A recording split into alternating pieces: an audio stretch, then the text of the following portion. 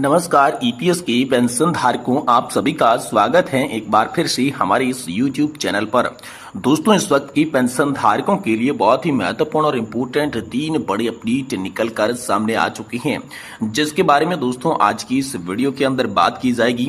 जी हाँ दोस्तों, पहली बड़ी अपडेट की बात करें तो दोस्तों पेंशन को लेकर ईपीएफओ और सरकार को मिले सुझाव। जी हाँ दोस्तों, ईपीएस 95 पेंशन योजना की बात करें तो दोस्तों पेंशन को लेकर कर्मचारी भविष्य निधि और सरकार को 4 सुझाव मिले हैं।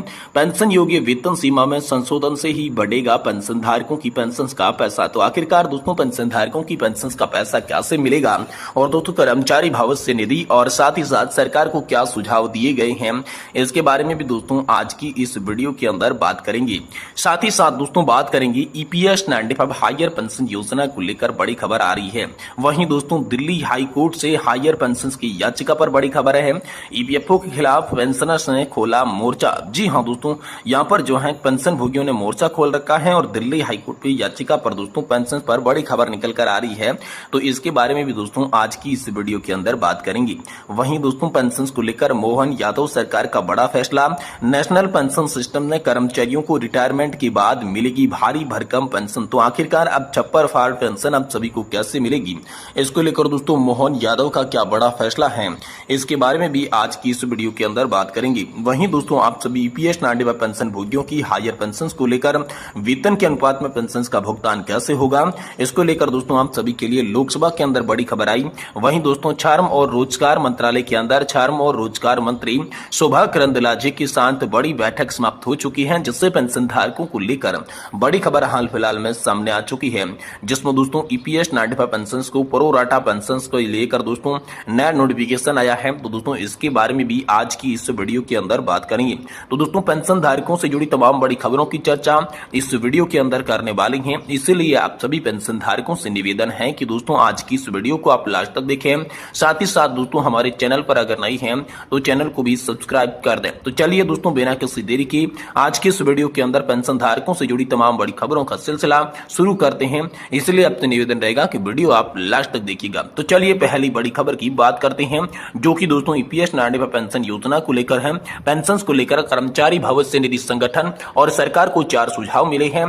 पेंशन योग्य वेतन सीमा में संशोधन से ही बढ़ेगा पैसा। तो आखिरकार कैसे बढ़ेगा पैसा, कैसा संशोधन होना चाहिए और 4 सुझाव क्या हैं, इसके बारे में चलिए जानते हैं। दोस्तों ईपीएस 95 पेंशन विवाद जारी है। पेंशनर्स ने सरकार को 4 सुझाव दिए हैं। पेंशन योग्य वेतन सीमा का संशोधन, न्यूनतम पेंशन में सुधार, फंड का एक्चुअरी मूल्यांकन और ईपीएस 95 फंड का अधिक रिटर्न देने वाले साधनों में से इससे दोस्तों पेंशन भोगियों की आर्थिक स्थिति में सुधार हो सकता है। ईपीएस 95 पेंशन योजना को लेकर विवाद थमने का नाम नहीं ले रहा है। सरकार और पेंशन भोगियों के बीच सीधी लड़ाई चल रही है, जिससे कर्मचारी भविष्य निधि संगठन पर गुस्सा उतारा जा रहा है। पेंशनर्स को सरकार से बड़े आश्वासनों की उम्मीद थी, जो कि पूरी नहीं हो पाई। अब पेंशनर्स खुद सरकार को कई सुझाव दे रही हैं, जिससे पेंशन भोगियों को लाभ मिल सके। तो सरकार पर पेंशनर्स का गुस्सा, साथ ही में दोस्तों क्या सुझाव हैं। पेंशनर्स आंदोलन से जुड़े एक पेंशनर्स ने सोशल मीडिया के हिसाब से आप सभी के लिए बड़ा आदेश दिया है। उन्होंने लिखा है कि मेरे हिसाब से ईपीएस 95 पेंशनर्स के लिए सरकार को ठोस पहल करनी चाहिए। उन्होंने 4 बिंदुओं को बताया कि कैसे पेंशन भोगियों का यहाँ पर भला हो सकता है। तो चलिए दोस्तों 4 बिंदुओं को जानते हैं। पहला है दोस्तों पेंशन योग्य वेतन सीमा का संशोधन। सरकार को पिछले संशोधन यानी कि दोस्तों 1 सितंबर 2014 में मुद्रास्फीति और वेतन वृद्धि को ध्यान में रखते हुए पेंशन योग्य वेतन सीमा में संशोधन करना चाहिए। इससे पेंशन की राशि में वृद्धि हो सकती है और पेंशन भोगियों को अधिक लाभ मिल सकता है। दूसरा है न्यूनतम पेंशन का संशोधन। जी हाँ दोस्तों, कल्याणकारी उपाय के रूप में बजटीय सहायता के साथ बुजुर्ग पेंशन भोगियों को कुछ राहत देने के लिए न्यूनतम पेंशन को संशोधित किया जाना चाहिए। इससे उन्हें बेहतर जीवन यापन का मौका मिलेगा। तीसरा है दोस्तों फंड का एक्चुअरी मूल्यांकन। जी हाँ दोस्तों, नवीनतम स्थिति का पता लगाने के लिए फंड का एक्चुअरी मूल्यांकन किया जाना चाहिए। इससे फंड पर वर्तमान स्थिति स्पष्ट हो सकती है और आवश्यक सुधार किए जा सकते हैं। वहीं चौथा है दोस्तों ईपीएस फंड का निवेश। जी हाँ दोस्तों, ईपीएस फंड को अधिक रिटर्न देने वाले साधनों में निवेश किया जाना चाहिए। इससे शुरुआती सेवानिवृत्ति लोगों की मृत्यु के कारण सरकार पर सब्सिडी का बोझ धीरे धीरे कम हो जाएगा और फंड की स्थिति भी यहाँ पर मजबूत हो जाएगी। देखिए पेंशनर्स की मांगे सरकार और ईपीएफ ईपीएफओ के लिए चुनौती बन चुकी है। यदि इन सुझावों को ध्यान में रखा जाता है तो पेंशन भोगियों को काफी राहत मिल सकती है और उनकी आर्थिक स्थिति में सुधार हो सकता है। ईपीएस 95 पेंशन योजना को लेकर पेंशनर्स और सरकार के बीच ये जो तनाव है, इसको लेकर दोस्तों आप सभी के लिए 4 सुझाव आए हैं। पेंशन भोगियों की समस्याओं का कैसे ये समाधान हो सकता है, इसके लिए सरकार क्या कदम उठाएगी और क्या बड़ी खबर होगी, हम आपको इसी चैनल के माध्यम से देने की कोशिश करेंगे। इसलिए आप इस चैनल को सब्सक्राइब कर दें। तो चलिए अब अगली बड़ी खबर की ओर चलते हैं। जी हां दोस्तों, ईपीएस 95 पेंशन योजना को लेकर अगली बड़ी खबर है कि कर्मचारी भविष्य निधि संगठन के खिलाफ पेंशन भोगियों ने खोला मोर्चा। दिल्ली हाईकोर्ट से हायर पेंशन याचिका पर बड़ी खबर निकलकर सामने आ रही है। ईपीएस 95 हायर पेंशन को लेकर ईपीएफओ के खिलाफ दिल्ली हाईकोर्ट में कानूनी लड़ाई जारी है। एफसीआई कर्मचारियों ने उच्च पेंशन की मांग की है। ईपीएफओ ने याचिका को क्लब करने की मांग की और अगली सुनवाई दोस्तों 23 अगस्त को होने वाली है। जहां कर्मचारी पेंशन योजना 1995 के तहत उच्च वेतन पर हायर पेंशन को लेकर कानूनी लड़ाई तेज हो चुकी है। आपको बता दें कि कर्मचारी भविष्य निधि संगठन के खिलाफ कई पेंशन भोगियों ने मोर्चा खोल रखा है, जिनकी याचिकाएं दिल्ली हाईकोर्ट में दायर की गई है।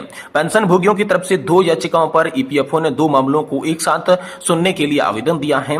ईपीएफओ का कहना है कि दोनों याचिकाएं एक ही मामले से संबंधित है, इसलिए इन्हें क्लब कर दिया जाए और अगली सुनवाई 23 को निर्धारित की गई है, जहां पर दोनों केस की सुनवाई एक साथ होने की संभावना है। जी हां दोस्तों, भारतीय खाद्य निगम के सेवानिवृत्त कर्मचारियों ने ईपीएफओ के खिलाफ उच्च पेंशन के लिए हाईकोर्ट में याचिका दायर की है। Food corporation of India, restoration federation और एफसीआई रिटायरमेंट वेलफेयर एसोसिएशन की यह याचिकाएं दायर की गई है। ईपीएफओ और एफसीआई के बीच ट्रस्ट विवाद चल रहा है, जिसके ट्रस्ट के नियमों और ईपीएफओ के नियमों का उल्लंघन का आरोप लगाया जा रहा है।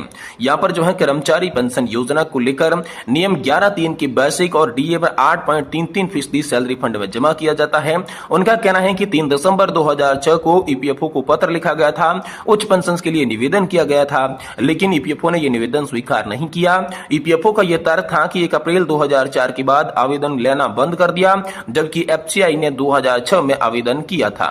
दोस्तों, ईपीएस 95 राष्ट्रीय संघर्ष समिति रायपुर के अध्यक्ष अनिल नामदेव ने दोस्तों हमसे बातचीत में बताया कि सुप्रीम कोर्ट ने पहले ईपीएफओ को इस समय सीमा तय करने की बात की खारिज कर दिया।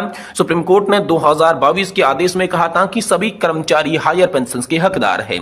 अगर ईपीएफओ ने किसी हायर पेंशन फॉर्म को रिजेक्ट किया है तो उनका अधिकार दिया जाएगा। कर्मचारी अपने पीएफ फंड से पैसा निकालकर डिफरेंस अमाउंट जमा कर सकते हैं और दोस्तों यहाँ पर फॉर्मूले के आधार पर हायर पेंशन प्राप्त कर सकती हैं। दोस्तों, ईपीएफओ ने दावा किया कि एफसीआई के 26(6) की औपचारिकता पूरी नहीं की थी, जिससे सैलरी बढ़ने पर ईपीएफओ को सूचित होता है।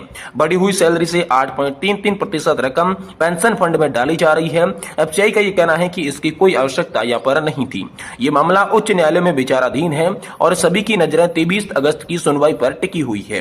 पेंशन भोगियों की उम्मीद की उच्च न्यायालय से उन्हें न्याय मिलेगा और उन्हें उच्च पेंशन की मांग उनकी पूरी की जाएगी। ये दोस्तों पेंशन धारकों की बड़ी उम्मीद न्यायालय से लगी हुई है। वहीं दोस्तों अगली बड़ी खबर की बात करें तो पेंशन को लेकर मोहन यादव का बड़ा फैसला। एनपीएस कर्मचारियों को रिटायरमेंट के बाद मिलेगी भारी भरकम पेंशन।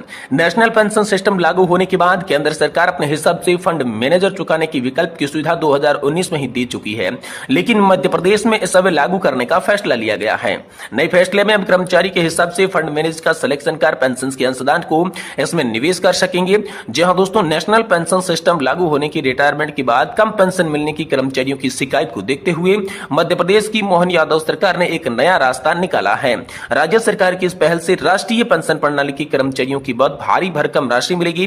राज्य सरकार ने उत्तर प्रदेश के 4 लाख एनपीएस कर्मचारियों को फंड मैनेज करने का चुनाव की अनुमति दे दी है। इससे अब कर्मचारी अपने हिसाब से फंड का मैनेजर सेलेक्ट कर सकते हैं और पेंशन के अंशदान को इसमें निवेश कर सकते हैं, जिससे उन्हें दोस्तों बढ़ी हुई पेंशन का फायदा मिल सकेगा। तो मोहन यादव सरकार का ये छप्पर फाड़ पेंशन वाला फैसला अब निकलकर सामने आ चुका है। तो दोस्तों अगर वीडियो की जानकारी आपको पसंद आई है तो इसे लाइक करें और हमारे चैनल को जरूर सब्सक्राइब कर दें।